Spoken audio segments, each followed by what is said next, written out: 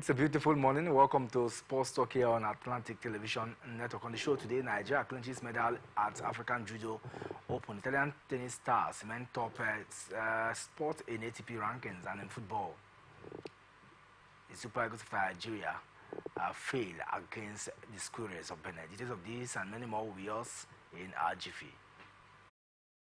From the line across the ocean to the land beyond the mountains, through the Sahara, we bring on sport news, live analysis, expert discussions on trending stories in politics, business, socio-economy, sports, and documentaries. So catch all the updates on the happenings around the globe. Stay focused on the fact today, only on ATN.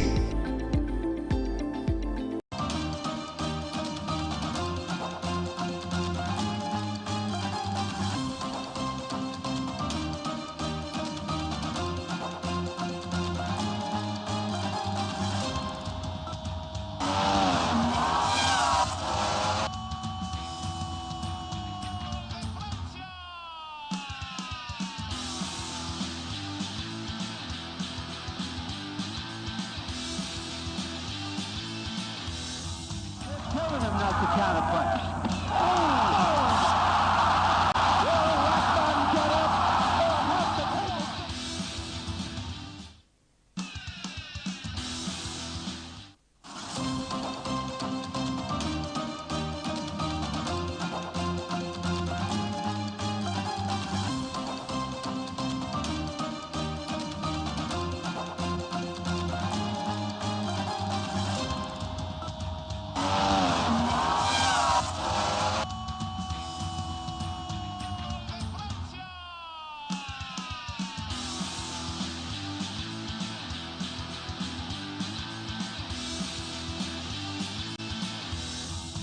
Telling him not to counterpunch.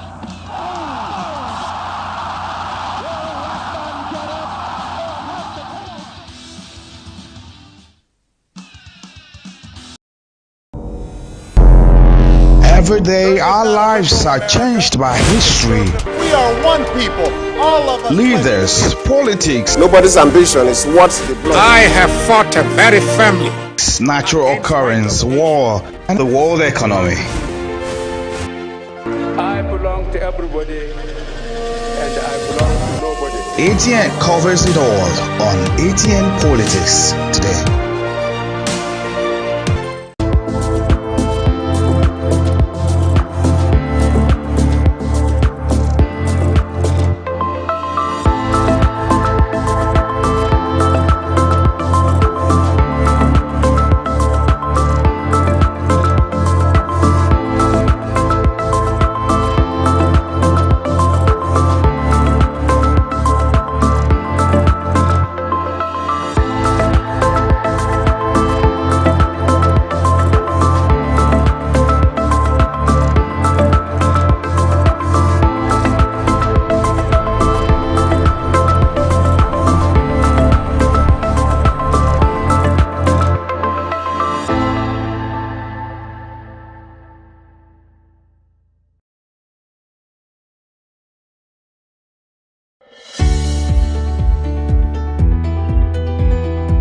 People into the country illegally. That is amazing. Honorable You human trafficker. Honorable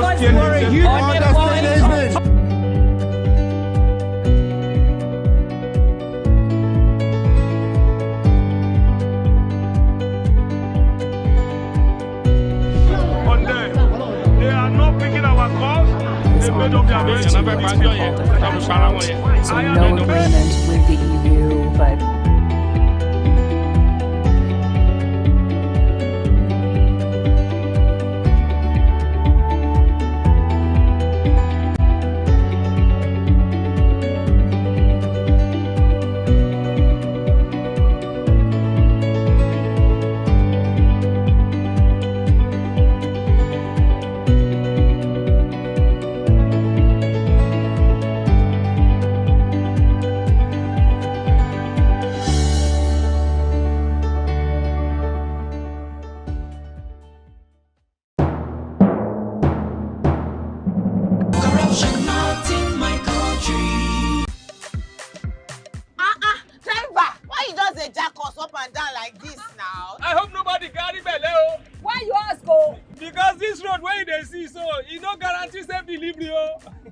dey vote for government, but we not get good governance. At all. Road so e no dey.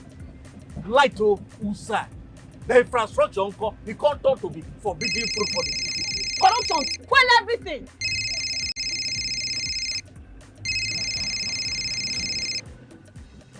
Hello? Hello, madam. Good afternoon. Good afternoon. My name is Mrs. Ayeni. I am calling from the Ministry of Humanitarian Affairs. Okay. Okay, I've been expecting your call. Madam, remove this your phone from loudspeaker. No vex, now my phone be like that. Hello? Are you there? I hear, I'm hearing you. Yes. We saw a copy of your invoice for computers, printers, and laptops. Yes. Are you working on them now? Ma, the prices you quoted are way too high now. Madam, sorry, please don't cost. We found the laptop you said is 1.8 million naira for 600,000 naira. Hello? Now my body network there. I can't hear you. Network is bad. Madam, we can hear you. Continue. Hello, I can't hear you. I will call you back. Their behavior not good now. Madam, now this kind behavior they kill our country. You suppose do things differently, make Nigeria for better. Corruption not in my country. This message is brought to you by the Akinfade Foundation, the MacArthur Foundation, and with broadcast support from Atlantic Television Network. Corruption not in my country. I don't get a lot. Boy, they won't booga me small. They say, man, give them bribe. I say, nothing. Okay, now, we'll go block later. You remember that contract we will do that time now? They don't pay. But first, you see the house rent with the old things. We go first call caretaker, take the money, slap am. Beg, see, you know, say I get annual levy why they pay for club. Where me and boys they shark beer in our house, I supposed to pay that one. You remember say me and tell you I go buy you motor. I go buy now. Okay, then pay you money now. We don't they beg caretaker? Why would they beg landlord, old man, and they agree give us time? Money can't come now. You won't divert time. You said na corruption. Corruption, not in my house and not in my country. Sure? Sure. Corruption not in my country. This message is brought to you by the Akinfade Foundation, the MacArthur Foundation, and with broadcast support from Atlantic Television Network.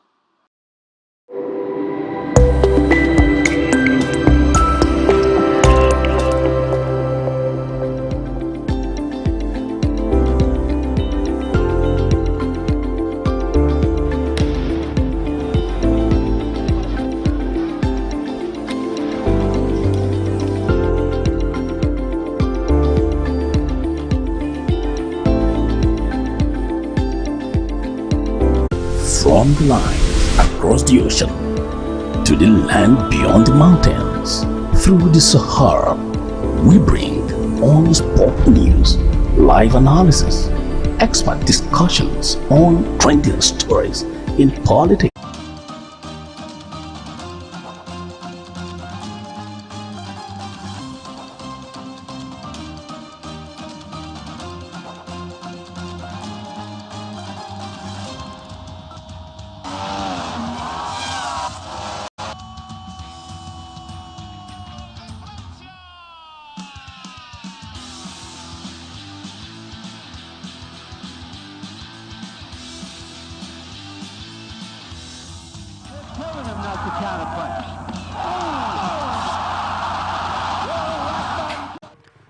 All right, welcome back. If you're just joining us, it's Sports Talk here, and Ekpo Temple is my name. I have Emmanuel Michael, as usual, this morning. Welcome to the show.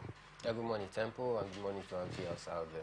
All right, I'll start with some form of judo news this morning, because ahead of the Nigerian judokas impressed the African Judo Open in Abidjan, and they did so well in that particular one, winning 1 gold, 1 silver, and 1 bronze medal. The 5-member contingent competed fiercely among judokas from 32 participating nations.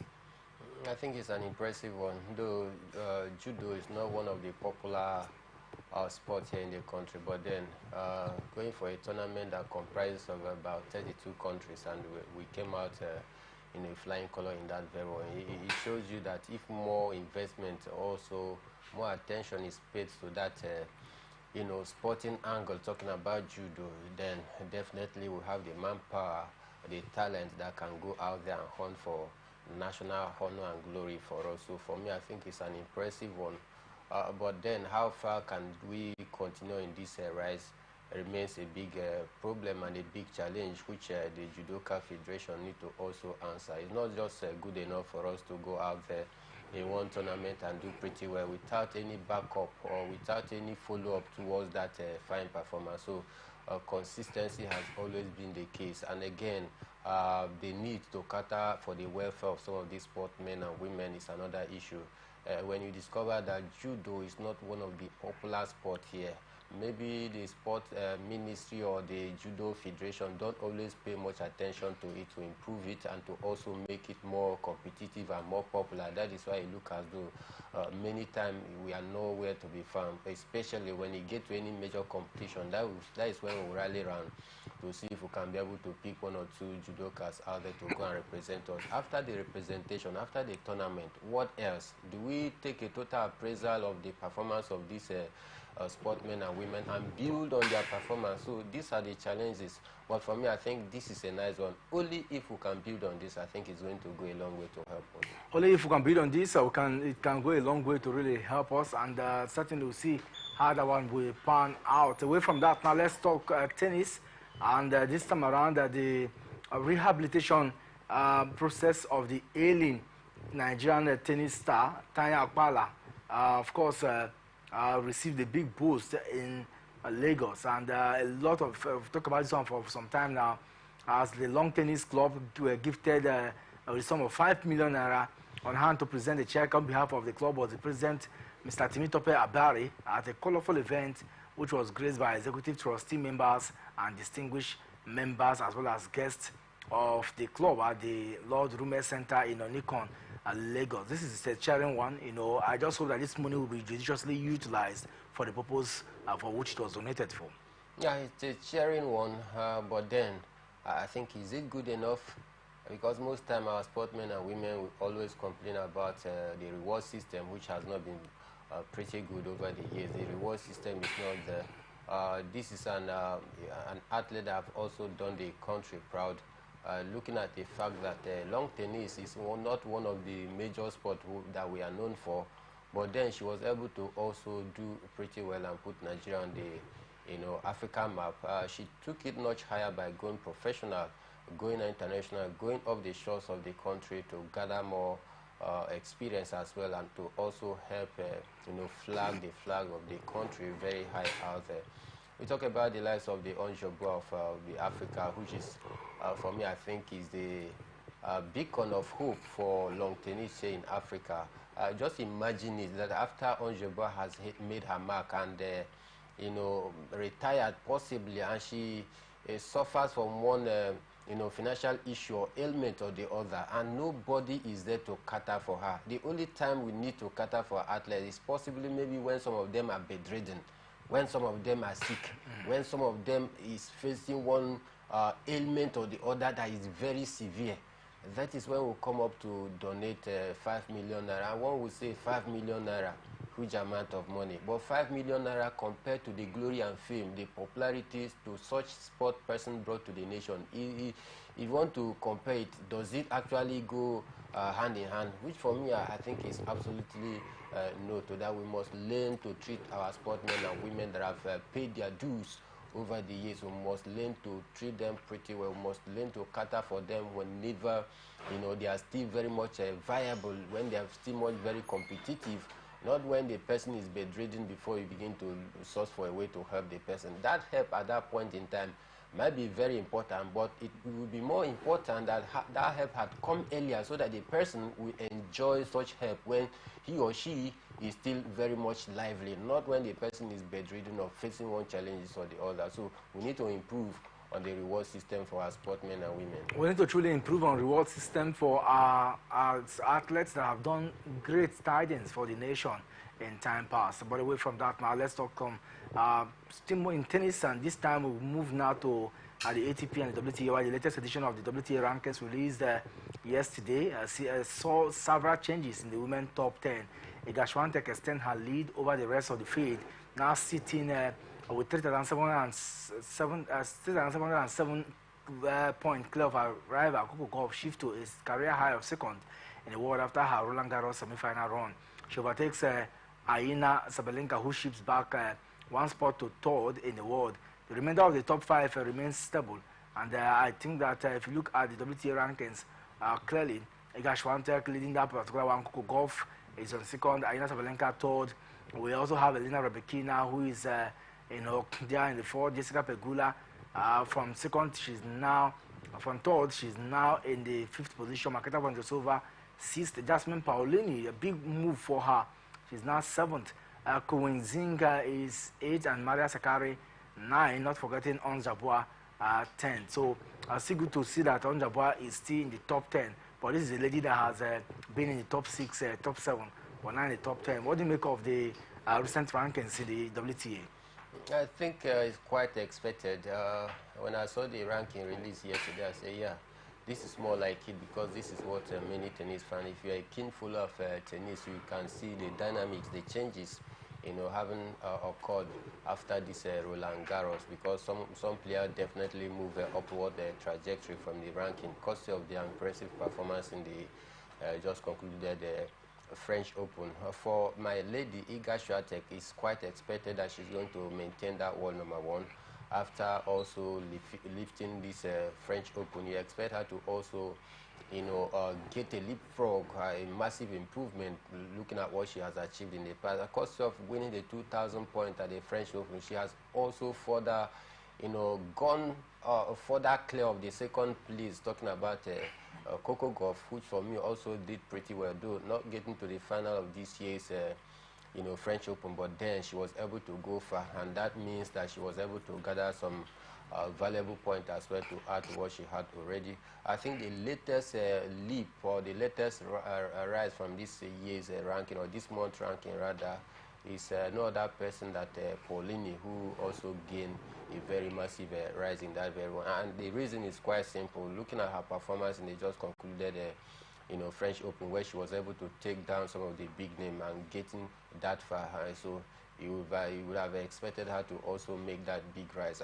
For Ons Jabeur, I think she also needs to thank God for staying, for maintaining the number 10 position, because looking at the way she bowed out of this year's French Open at the early stage, I think you may want to say that she's very lucky to have also made it to the number 10 ranking. But then I think generally, if you take a look at the WTA ranking, you want to say yes, those players and their position are truly deserve of them. And looking at the point disparity between the first and second and the third is quite high, and it is a clear indication and testament to the fact that Iga Swiatek, stand on the wall of her own right now when you talk about the WTA, because I think you take much more time before any other female player can be able to depose her or upstage her as the world #1, taking a look at the point disparity.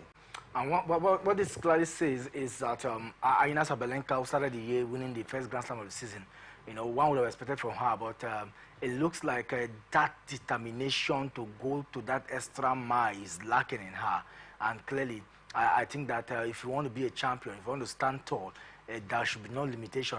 We've seen Iga Swiatek amidst all odds, when you think that she'll be down, she just find a way to get up and get going, and that's the stuff of champion. Like you said, it's point disparity.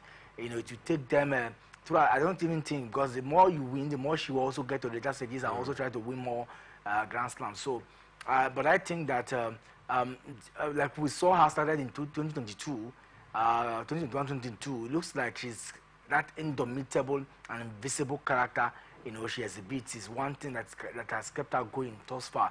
And yes, we have a strong challenger, but the way she plays, especially in the last 2 competitions in the clay season, which is her best season, it's difficult to really get her out of the way. And winning something. So Arina Sabalenka, I think that there is something limiting her between Arina Sabalenka and Coco Gauff. The fact that they are yet to know how to get the better of Iga Swiatek is their greatest undoing. Definitely, because I think Iga Swiatek have proven time and time again that she still remain the only contender in terms of the WTA. Because she has maintained that consistency, she has shown that level of improvement over the years, and she's not letting down, she's not backing down on the need to also stay top in that #1 ranking. That is why she put up her best in every tournament out there, ensuring that she also maintained that #1 ranking, because a lot of pressure comes with you maintaining the #1 ranking for a quite long time, because other players as well are also hoping to give you a run for your money, and you need to also watch your back, because if you take your foot off the gas in terms of your performance, definitely you must be dethroned. And when you are dethroned or coming back to fight for the world #1 again, it might take you some time as well. So I think her consistency, her dedication, her passion, and also the need to improve on her game, game after game, have also aided her to also maintain that #1 ranking. And that is why, when any other player comes up against Iga Swiatek, they are very, very wary of what Iga Swiatek can do. And of course, none of these names that we've mentioned, the likes of Arina Sabalenka, Marketa Vondrousova, Coco Gauff, is able to match up with her anytime, any day they meet. So it looks as though Iga Swiatek is going to maintain that #1 spot, because there is no sign that she's going to back off very soon. And looking at her young age as well, which is another advantage for her. I think, like I said a few days ago, the only two things that can also punctuate the rising and the continuous stay of Iga Swiatek as the world #1 is only two things. One is probably if she gets pregnant. Secondly, only if major injury issue or concern set in. That is the only thing that is going to serve as a clog in the wheel of her progress in maintaining the #1 ranking for a quite long time. If two of these unforeseeable occurrences happens, then I tell you, she's going to drop down the pecking order, because after giving birth, she need to go for maternity leave. Coming back to pick up from where you start is always very, very difficult. Then again, going for a lengthy injury period, coming back to for you to be able to recover your strength and pick up the mojo, it could also be very, very challenging. So these are the two obstacles that might possibly hamper her long stay at the world #1. Without these two major factors, I think she's going to maintain that #1 spot for a quite long time. And of course, not just about the WTA, we've also seen clearly what played out in the ATP. And Yannick Sinner, the anticipated ride continues, as he was officially named as the world #1 in the ATP when the latest ranking was released yesterday. I mean, if you look at the way the ranking has been done, he now has maybe 500 point difference, but he's 9,525 in the world. Carlos Alcaraz is second. Novak Djokovic, who used to be first, is third now. The change in dynamics, I mean, so like they said, it's about point. When you get to the finals, you have at least 2,000 points. That 2,000 point boosts a lot, can do a lot for you. So, but we knew that the moment Yannisina got to the semi-finals, it's just a matter of a few hours for him to be named world #1. Yeah, it's just a matter of time, like we also postulated earlier last week, that whatever comes, even if Yannick Sinner didn't get to the final, we knew that when the ranking is released yesterday, it's going to leapfrog Novak Djokovic to world #1, which is quite what we saw when the ranking was released yesterday. And of course, you can't actually dispute the effort of Yannick Sinner so far this year. He has been able to maintain that consistency and give Novak Djokovic a run for his money so far this year in most of the meetings that they've actually had so far this year. And for Novak Djokovic dropping down to third position in the pecking order, I think it's a clear indication that indeed this year alone has not been that favorable for Novak Djokovic, who has not won any major tournament so far this year, which is very, very unlike Novak Djokovic, that always come out gun blazing whenever he decides to take part in any competition out there. But then looking at the form of Jannik Sinner, that has also helped Jannik Sinner to dethrone Novak Djokovic. Then again, the surprising, Carlos Alcaraz getting to the final of this year's French Open and also winning it, have also helped him to garner that 2,000 point, up to the point that he has already. That simply means that Novak Djokovic is taking the third position instead of second, so which for me I think is very good. Nice to see this kind of competitiveness in the ATP, unlike what we used to be in the past 2 or 1 year thereabout, where Novak Djokovic just made that ATP as though it's a traditional thing that he must maintain the world #1 without any challenge from anybody. When Carlos Alcaraz comes close to challenging him, you look as though he is playing. He's always not consistent. Like Sabalenka. Exactly. When Tsitsipas come up trying to challenge, it looks like more like a joke. So for me, he has maintained that #1 for quite a long time. Good thing we are seeing other players also coming to give him a run for his money. He needs to start battling back to see if he can get that, that prominence again. But for me, I think I'm pretty happy so far for the changes in the ranking in the ATP so far. Changes in the rankings in the ATP, and of course I can tell you that from number 4 to 10 we have a certain Alexander Zverev who went all the way to the finals, and Daniil Medvedev. Daniil Medvedev is another joker, that I've seen in recent time, not putting up everything, but I think that he can move on from the level that he is. To Daniil Medvedev is one of the players I expect that should be challenging for the world #1. Unfortunately, that is yet to be seen. Yeah, just like I said earlier, he's one of the unserious, player in the ATP for me. Daniil Medvedev is always very, very unserious, and that is why he has not been able to make that mark when expected. So for me, I think a lot he needs to improve on his game if he truly want to hit that peak, to hit that, bull eyes. I think for me, he needs to improve a lot in his game so that he can be able to compete against the likes of Jannik Sinner, the likes of Carlos Alcaraz, even Novak Djokovic. Because if you get to pair Novak Djokovic against Daniil Medvedev right now, you can be rest assured that Novak Djokovic is going to defeat Daniil Medvedev very easy.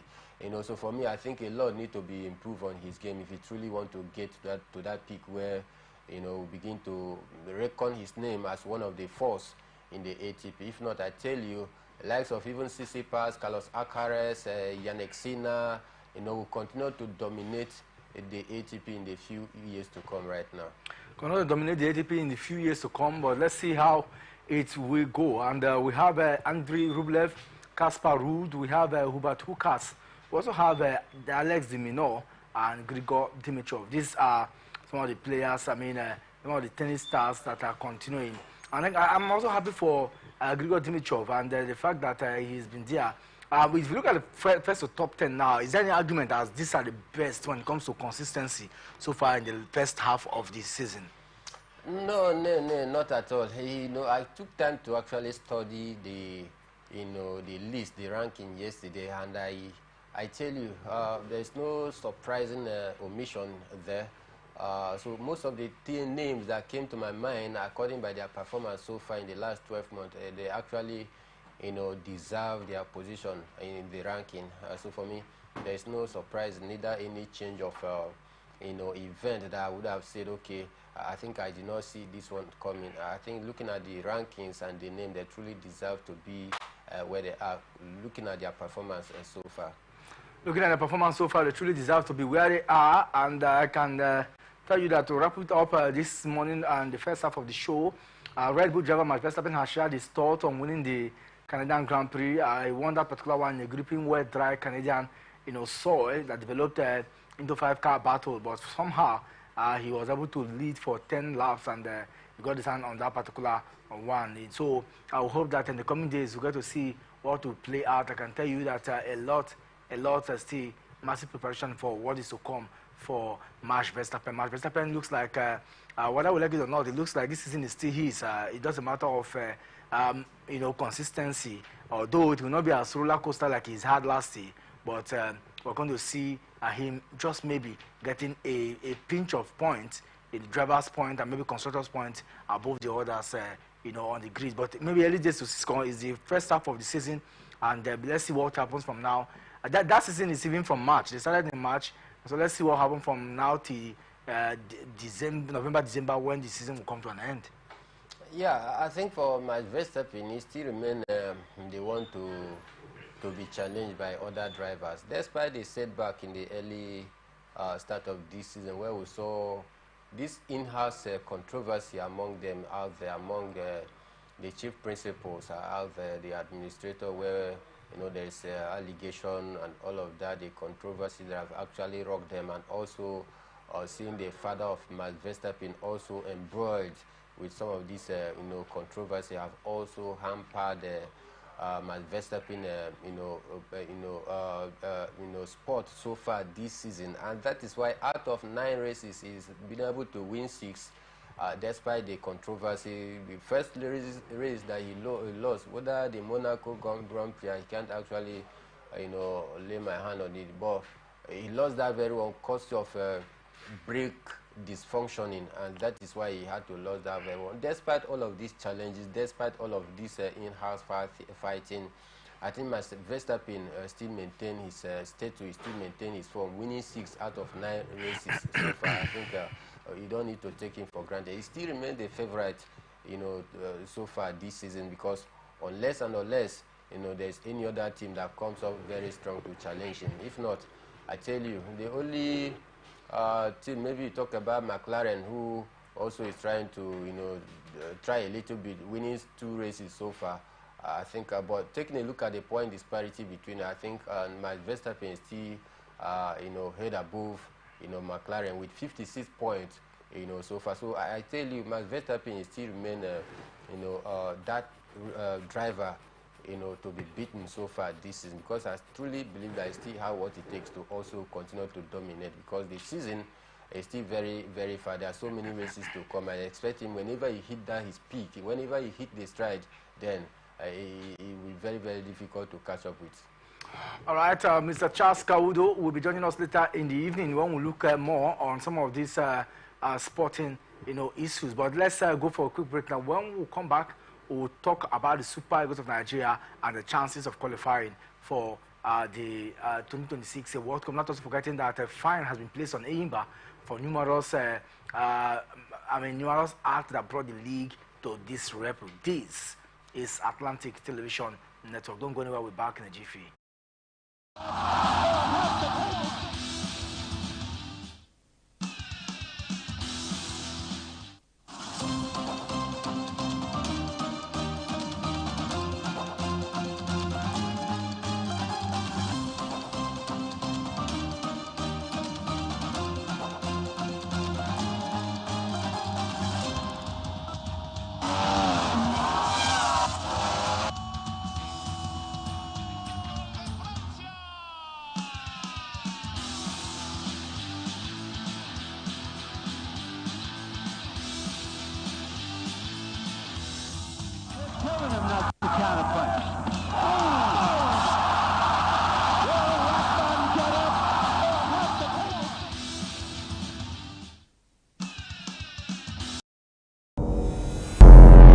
Every day, our lives are changed by history.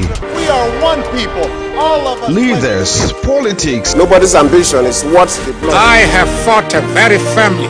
Natural occurrence, war, and the world economy. I belong to everybody, and I belong to nobody. ATN covers it all on ATN Politics today.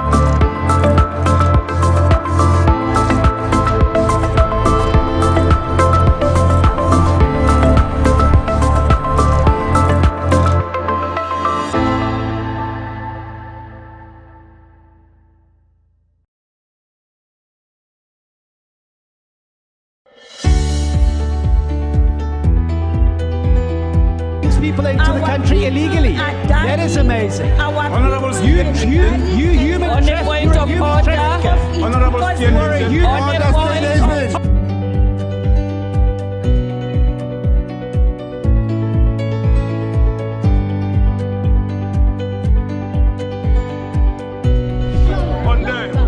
They are not picking our calls. They made up their minds. So no agreement with the EU, but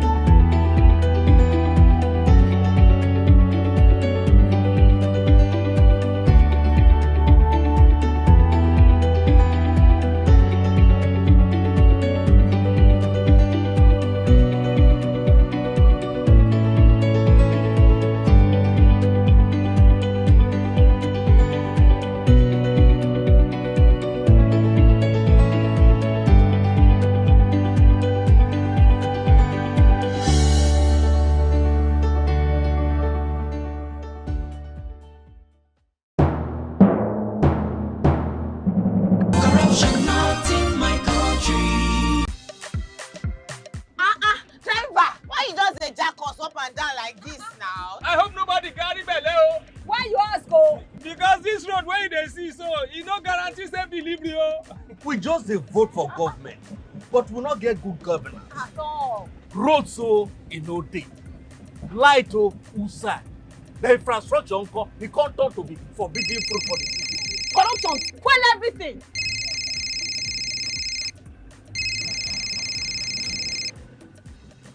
Hello? Hello, madam. Good afternoon. Good afternoon. My name is Mrs. Ayeni. I am calling from the Ministry of Humanitarian Affairs. Okay. Okay, I've been expecting your call. Madam, remove this your phone from loudspeaker. No vex, now my phone be like that. Hello? Are you there? I hear, I'm hearing you. Yes. We saw a copy of your invoice for computers, printers, and laptops. Yes. Are you working on them now? Ma, the prices you quoted are way too high now. Madam, sorry, please don't cost. We found the laptop you said is 1.8 million naira for 600,000 naira. Hello? Now my body network there. I can't hear you. Network is bad. Madam, we can hear you. Continue. Hello, I can't hear you. I will call you back. That behavior not good now. Madam, now this kind behavior they kill our country. You suppose do things differently, make Nigeria for better. Corruption not in my country. This message is brought to you by the Akinfade Foundation, the Marketer Foundation, and with broadcast support from Atlantic Television Network. Corruption not in my country. I don't get a lot. Boy, they won't booga me small. They say, man, give them bribe. I say, nothing. Okay, now, we'll go block later. You remember that contract we will do that time now? They don't pay. But first, you see the house rent with the old things. We go first call caretaker, take the money, slap am. Beg, see, you know, say I get annual levy why they pay for club. Where me and boys they shark beer in our house, I supposed to pay that one. You remember say me and tell you I go buy you motor. I go buy now. Okay, then pay you money now.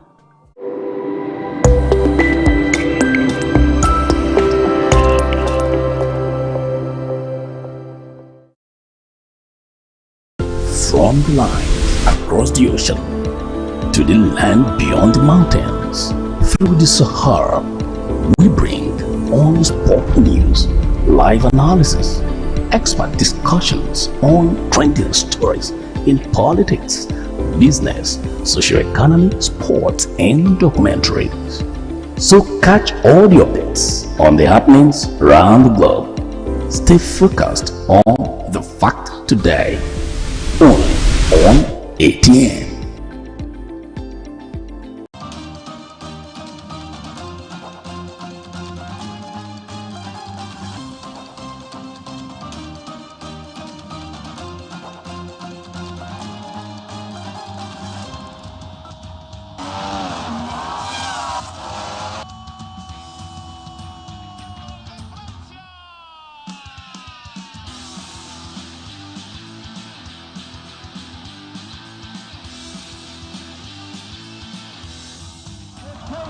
the counter punch.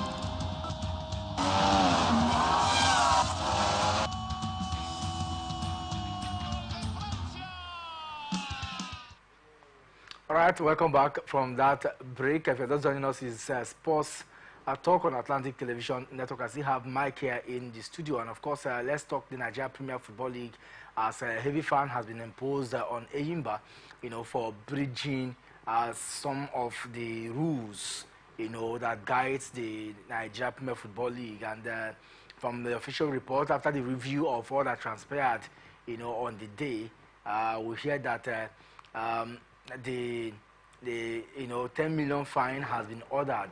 3 points have been forfeited, 3 goals in favor of the opponent. With this now, it looks like we're going to see a change in narrative of how the league runs, with a few more games to go. 1 million fine for failing to ensure proper conduct, 5 million for failing for disrupting a live broadcast, 1 million for throwing object into the field, 1 million for encroaching into the field, and forfeiture of 3 points, 3 goals in favor of the opponent, 2 million fine for causing the disruption and discontinuation of the game. So let's look at and analyze properly. You think this is truly worth it? Definitely, it's really worth even more than this. Looking at the shame, the sham and shenanigan that was carried out by Eyimba Football Club and their players over the weekend in the Oriental Derby, I think for me it was an eyesore, a very rebarbative and unacceptable attitude and character from a professional football club such as Eyimba. Eyimba is one of the successful clubs here in the country. In fact, they are more like the Real Madrid of Spain. If Real Madrid, taking a look at their rich history and what they have achieved in the La Liga, in the world of football, decide to start conducting themselves in a very erratic manner, then it becomes questionable on how other teams that is also looking up to them to set up the pace is going to go about their own character and attitude. I mean, Eyimba did not just put a dent and disrepute to the image of the league, but also bring questioning to the way our club side is being organized here in the country. If Eyimba, with their rich history, cannot maintain to the standard of professionalism, then it becomes very worrisome, because what will other teams do? Other teams that are looking up to Eyimba's standard, when they begin to see this kind of shenanigan, I mean, it's going to be more like a pat in the back for them to also continue in that line of, sham and shenanigan, which for me I think is quite uncalled for. A match was on, 90 minutes plus, 0-0 draw. Extra time was added, 8 minutes. You got the Enugu Rangers got what deserved to be a penalty. Instead of you abiding by the rules of the game, you just decided to walk out on the game.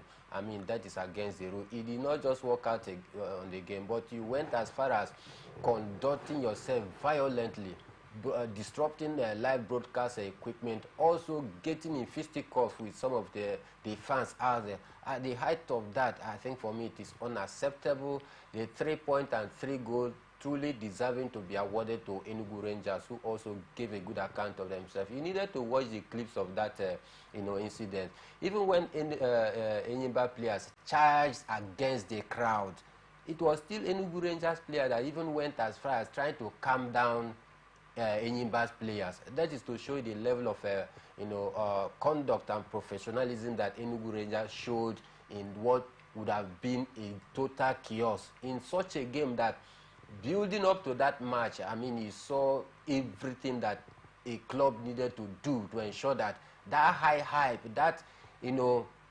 awareness is there, which for me, it has been lacking for a quite long time. This is the first time in a long while where we are seeing about 400 to more than 450,000 spectators turning out at the cathedral to watch such a make or a mama. So for me, I think the fine was truly deserving of Eyimba, so that others will also take a cue from there, because if such fine did not come against them, then it look as though the NPFL board is merely joking. So for me, I think it's truly deserving, so that it will serve as a deterrent, not just to Enyimba, but to other clubs. We're going to keep this pending, and then when we come back later this evening, we'll have more time to really focus on some of these topical matters, and of course, that will be the center base of our discussion this evening. Mike, let's move on now. We hear that Doma United escaped some form of tragedy that would have erupted for the team. Yeah, I think thankfully to God that no casualties were recorded, though some of their players and officials was a little bit injured, but we thank God that there was no life lost in that very one. After the loss to Heartland, going back home, they had to suffer another major loss. Because their car got damaged, most of their players got injured as well, and I think for me, we just need to thank God for their life, that God was able to avert the handiwork of the enemy, which is the devil itself, by trying to put a clog in their wheel of progress. So for me, I think we just need to thank God that no life was lost in that very one. But then it's a big challenge as well. This is why we keep referring to federal government, these both state and federal. They need to do a lot in terms of road structure, because most of our road is not very, very pliable. And having some clubs traveling away from their state, far away to honor an NPFL match, they are putting their life on the line, because our road is nothing to write home about. So it's a wake-up call for our government. And before we wrap up here, let's talk a bit, because we're going to look deeply into the Super Eagles game, and from the point of view of the summon, that will form the conversation, because already we all know that it's no longer news that the Super Eagles lost to the Squirrels of Benin, Benin Republic yesterday at the city of Ivory Coast, and of course a lot of reaction already popping out. But who would have said that the Eagles will lose after the draw they had at home a few days ago? For those of us who watched that game live, we'll tell you that we're not disappointed by what we saw yesterday, because we know that Kenneth Rowe is a tactician, a very good tactician as compared to Finidi George. So obviously, maybe some may be surprised, but from what we saw in the first game, those of us who were live, I would say that the Super Eagles, yes, they have other time to remedy, but let's look at the results. Your take on what transpired yesterday and what could have caused it. It's very simple. What caused this is the tactical ineptitude of Finidi George. That is what actually caused it, because, taking a look at the first starting 11, you deployed one man up front in the game against South Africa, and the man whom you deployed as the lone striker, which is Paul Onachu, barely had 2 touches on target. He only had one ball that he nodded, where Lukman Ademola crossed, which was very, very weak. In majority of the game, he was backing the goalpost instead of facing the goalpost. And such a striker, deploying him in a 4-1-1 formation, I don't even know the pattern that he deployed, was very appalling. Then again, that same pattern which did not work against South Africa is the same formation he used. The only thing you had to also substitute Paul Onachi to bring in Teremorphy to also play as a lone striker, Ihanacho to bring in Samuel Chukwueze. That was the only changes he did, which for me, I think it was quite poor. Looking at what we expected, I expected him to go for the 4-4-2 formation. Playing 2 strikers up front will also put pressure on the opposing defenders, because they won't know who to mark. When you are playing one man up front, the defenders, their main focus is to cage down that lone man, that forward, which is what happened yesterday. I think the tactical input of Coach Finidi George, since the day when he was rumored that he's going to take up the job, I was seriously against it. I was one of those that were in the vanguard, kicking against Finidi George being appointed as the chief head coach, because I knew he lacked the requisite instruments to be able to carry on this team. Taking a look at what he has done so far, he has played 4 games for the Super Eagles, 2 under interim basis, 2 as an official head coach. 4 of those games that he has played, he just managed to win Ghana 2-1. Lost his second friendly games. Now played a draw against South Africa. Lost again against Benin Republic over the weekend. So in all of these 4 games, he has just managed to win 1 game, draw 1 of those games, and lost 2. And in all, he has conceded 6 goals and scored only 4.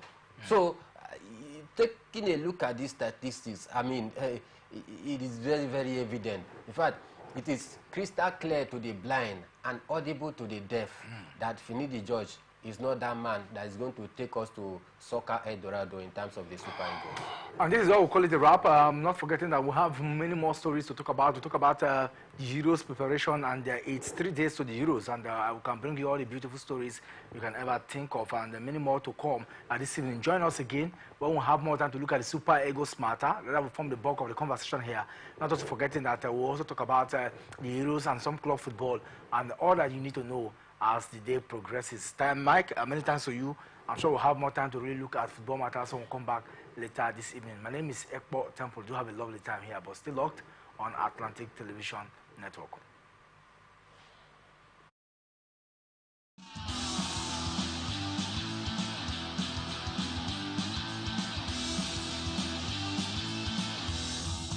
Telling him not to counterpunch.